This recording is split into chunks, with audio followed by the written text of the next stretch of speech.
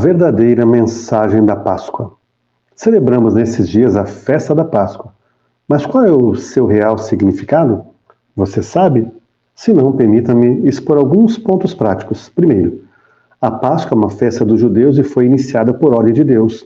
Segundo, ela está relacionada com a 10ª praga para que os judeus fossem libertos da escravidão egípcia.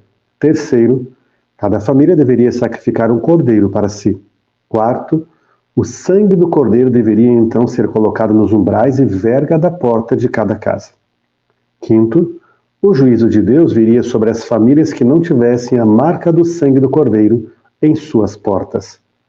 Sexto, as famílias que tivessem a marca do sangue do cordeiro em suas portas seriam poupadas do juízo. Deus as protegeria, passaria por cima. A palavra Páscoa significa passar por cima, protegendo. Sétimo, João Batista apontou para o amor de Deus e disse: Eis o Cordeiro de Deus que tira o pecado do mundo. Evangelho de João, capítulo 1, versículo 29.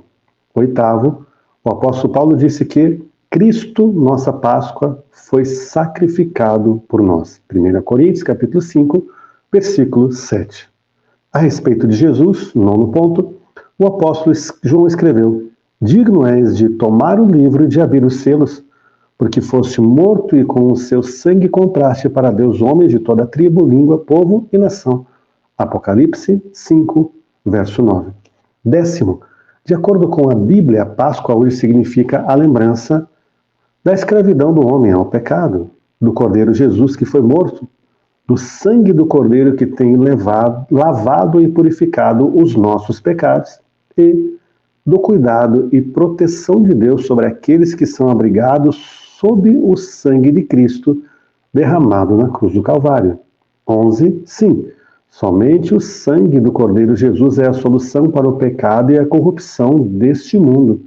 E através do sangue de Jesus você encontrará perdão para os seus pecados e paz para o seu coração. 12. Na primeira carta de Pedro, capítulo 1, versos 18 e 19, está escrito: Sabendo que não foi com coisas corruptíveis, como prata ou ouro, que fostes resgatados da vossa vã maneira de viver, que por tradição recebeste dos vossos pais, mas precioso sangue de Cristo. 13. Lembre-se, coelho da Páscoa e ovo da Páscoa são engodos, mentiras, com fins meramente comerciais e anticristãos. 14. Não comer carne na sexta-feira, não varrer a casa, não pentear o cabelo e coisas mais, são tradições herdadas dos vossos pais. 15. A Páscoa não fala de um coelho, mas do Cordeiro de Deus, que é Jesus. Não fala de proibições, mas de libertação do cativeiro do pecado. Não fala de ovos e chocolate, mas do precioso sangue de Cristo vertido na cruz por causa dos nossos pecados. 16. Naquela noite de Páscoa, no Egito, Deus abençoou aqueles que tinham a marca do sangue do Cordeiro nos umbrais de suas portas. E hoje precisa ter a marca do sangue de Cristo na sua vida. 17. Você tem esta marca? 18. Se a sua resposta for não, apresse-se. Creia que ele morreu por seus pecados. Aceite Jesus como seu salvador pessoal e receba o perdão de Deus e a purificação dos seus pecados pelo precioso sangue do Cordeiro de Deus. 19. Você terá então a marca do Cordeiro morto naquela Páscoa há mais de 2000 anos sobre a sua vida. 20. Eu poderei lhe desejar uma feliz Páscoa, porque Deus amou o mundo tanto que deu o seu único Filho, para que todo aquele que nele crer não morra, mas tenha vida eterna, conforme o Evangelho de João, capítulo 3, verso 16.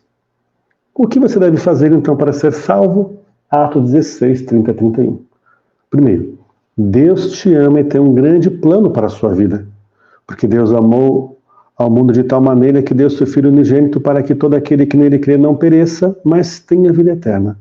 João 3, 16. Cristo disse: Eu vim para que tenham vida e tenham em abundância. João 10, 10. Segundo, o homem é pecador e está separado de Deus, pois todos pecaram e carecem da glória de Deus. Romanos 3, 23. Terceiro, o pecado tem um preço que deve ser pago, porque o salário do pecado é a morte. Romanos 6, 23. E só assim como aos homens está ordenado morrerem uma só vez e depois disto o juízo. Hebreus 9, 27. Quarto, Jesus Cristo pagou o preço pelo teu pecado. Mas Deus prova seu próprio amor para conosco pelo fato de ter Cristo morrido por nós, sendo nós ainda pecadores. Romanos 5, 8. Aquele que não conheceu o pecado, Cristo, ele o fez pecado por nós, para que nele fôssemos feitos justiça de Deus. 2 Coríntios 5, verso 21. Quinto, a salvação é um presente de Deus para você, porque pela graça sois salvos, mediante a fé. E isso não vem de vós, é dom de Deus, não de obras para que ninguém se glorie.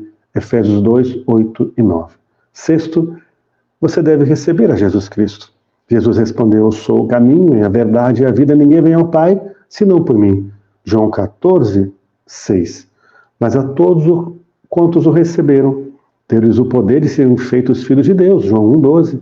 Jesus disse: eis que estou à porta e bato. Se alguém ouvir a minha voz e abrir a porta, entrarei em sua casa e cearei com ele e ele comigo. Apocalipse 3, verso 20. E em sétimo, esta é a oração que você pode fazer. Pai Celestial, sinto muito por ter pecado. Por favor, perdoa os pecados. Jesus, vem sobre a minha vida. Rendo-me a Ti. Te recebo como único, suficiente Senhor e Salvador da minha vida. Obrigado pelo que fizestes por mim. Amém. Oitavo, a sua segurança da salvação. Jesus disse: e o testemunho é este, que Deus nos deu a vida eterna, e esta vida está no seu Filho. Aquele que tem o Filho tem a vida, aquele que não tem o Filho de Deus não tem a vida. 1 João 5, 11, 12. Seja bem-vindo ao reino de Deus, como filho e como filha de Deus.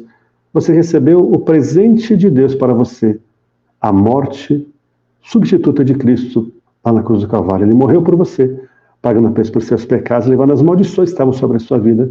Ele ressuscitou para te dar vida e vida com abundância. Viva então a nova vida que você tem, vida abundante em Cristo Jesus. Um grande abraço.